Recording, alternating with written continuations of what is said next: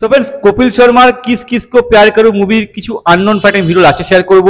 সাথে সাথে এই সিনেমার বাজেট কত, বক্স অফিসে কত কালেকশন করেছিল, বক্স অফিসে কি বডি টেনেছিল তাও শেয়ার করব। পার্সোনালি এই সিনেমাটা আমার কেমন লেগেছে তাও তোমার সাথে শেয়ার করব।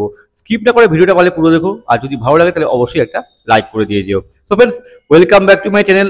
আজ 25শে সেপ্টেম্বর 2025 বৃহস্পতিবার। আজ তৃতীয়া, মানে আজ থেকেই সব জায়গায় ঠাকুর দেখা শুরু, সব জায়গায় মেন মেন বড় বড় পুজো প্যান্ডেল রেডি। আজ থেকে অফিসিয়ালি সমস্ত অডিয়েন্সের জন্য, পাবলিকের জন্য প্যান্ডেল খুলে দেওয়া হবে। মানে সকাল থেকেই লোকেরা ঠাকুর দেখতে বেরিয়ে গেছে, মানে তৃতীয়া থেকে লোকে বেরিয়ে যায় ঠাকুর দেখতে। সেই দিন চলে এলো, পুজোর সেই মুহূর্ত চলে এলো, ব্যাপক লাগছে। কাল চতুর্থী, পঞ্চমী, এই দিনগুলোই ভালো। যেই অষ্টমীটা চলে আসে না বাস, সেই আবার পুজো শেষ, এরকম লাগে একটা। যাই হোক, তাই আমি আগেও বলেছি, এখনো বলবো, পুজোর আগের মুহূর্তগুলো আমার বেশ ভালো লাগে, বেশ আনন্দ করি। এই এখন ভিডিও আমি শ্যুট করছি, বেশ আনন্দ পাচ্ছি, ভালো লাগছে। চারিদিকে পুজোর আমেজ, খুশি একটা আমেজ। পরিবারকে নিয়ে সময় কাটাও, ঘুরতে যাও, ঠাকুর দেখো, খাও দাও, এই যে মুহূর্তগুলো সারা বছর আমরা ওয়েট করে থাকি কবে পুজো আসবে, বেশ ভালো লাগে। আর এই সবার মাঝখানে ভিডিওটা শ্যুট করছি।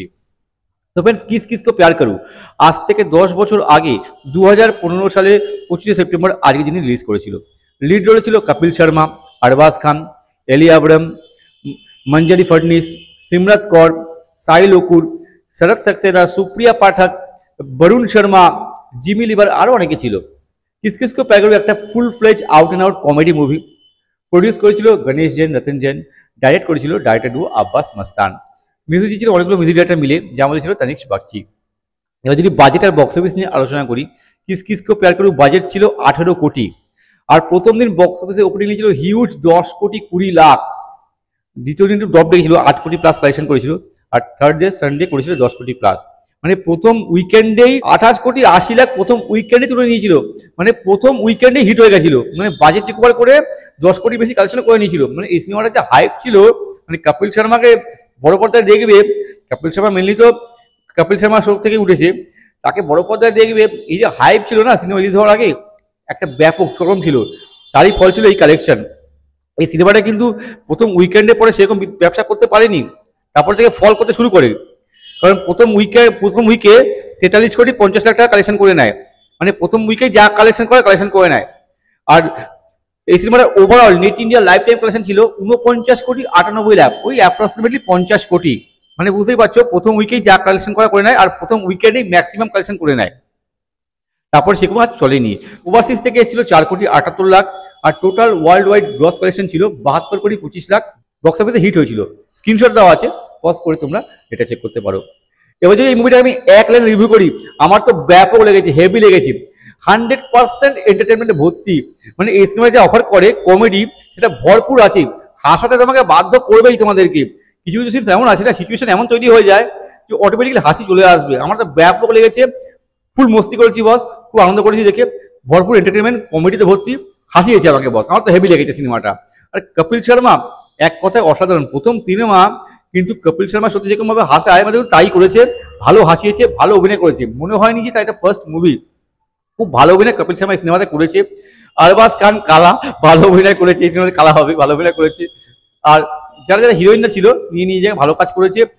আর জনি লিভারের মেয়ে জিমি লিভার এই সিনেমাতে প্রথম কাজ করে, ভালো অভিনয় করেছে। সব মিলিয়ে ভালো একটা মুভি, আমার বেশ ভালো লেগেছে। ভরপুর কমেডি আছে বস, ভরপুর এন্টারটেনমেন্ট আছে। তোমরা দেখে নিরাশ হবে না এটুকু বলতে পারি। না দেখতে গেলে এবারও দেখো, যদি কমেডি মুভি দেখতে পছন্দ করো এই সিনেমাটা মিস করো না, তোমাদের কিন্তু একদম নিরাশ করবে না। আমার তো ব্যাপক লেগেছে, আশা করছি তোমাদের ভালো লাগবে। এবার কয়েকটা আননোন ফ্যাক্ট। এই মুভিটা ছিল কপিল শর্মার ডেবিউ মুভি, কিন্তু প্রথম মুভিতেই কপিল শর্মা ছাপিয়ে গেছে বস, হেভি অভিনয় করেছে। যদিও ব্যাংচোর সিনেমাতে কপিল শর্মার কাজ করার কথা ছিল, আর সেটাই হলো কপিল শর্মার ডেবিউ মুভি, কিন্তু সেই মুভিটা কোনো কারণবশত কপিল শর্মা করতে পারেনি, সেখানে রিতেশ এবং বিবেক ওবেরয় ছিল। আব্বাস মাস্তান মেনলি থ্রিলার মুভি বানিয়ে থাকে, ম্যাক্সিমাম তাদের সিনেমাগুলো কিন্তু থ্রিলার জনারে ছিল, কিন্তু ফার্স্ট টাইম তারা ফুল ফ্লেজ একটা কমেডি মুভি বানিয়েছে এই মুভিটা। যদিও 2001 সালে তারা চোরি চোরি চুপকে চুপকে বানিয়েছিল, নাকি এটা ফ্যামিলি ড্রামা মুভি ছিল। এই দুটো মুভি বাদে যতগুলো সিনেমা আব্বাস মাস্তান বানিয়েছে আজ অবধি, সবে কিন্তু থ্রিলার জোনের ছিল। আব্বাস মাস্তানের ম্যাক্সিমাম সিনেমাতে জনি লিভার অভিনয় করেছে, কিন্তু এই মুভিতে আব্বাস মাস্তান জনি লিভারের মেয়ে জিমি লিভারকে সুযোগ দেয় কাজ করবার জন্য, আর জিমি লিভার কিন্তু ভালো অভিনয় করেছে এই সিনেমাতে। সো फ्रेंड्स যদি ভিডিওটা ভালো লাগে তাহলে লাইক করো, শেয়ার করো, নতুন থাকলে আমার চ্যানেলে সাবস্ক্রাইব করতে পারো। যদি কোনো সিনেমার সম্পর্কে জানতে চাও তো আমায় কমেন্ট করে পাঠাও, আমি চেষ্টা করবো সেই সিনেমার সম্পর্কে ভিডিও বানাবার জন্য আর তোমাদের সবার সাথে শেয়ার করার জন্য। ততক্ষণ যেন বিরতি নেবো, তোমরা প্রত্যেকে ভালো থাকো, tata bye, Jai Hind, take care and stay cool man. আর এই সিনেমাটা পারলে দেখো, আশা করছি তোমাদের প্রত্যেকের ভালো লাগবে, ভরপুর এন্টারটেনমেন্ট আছে বস। আর সবাইকে আমার তরফ থেকে শুভ তৃতীয়া, দুর্গাপুজো সবার ভালো কাটুক।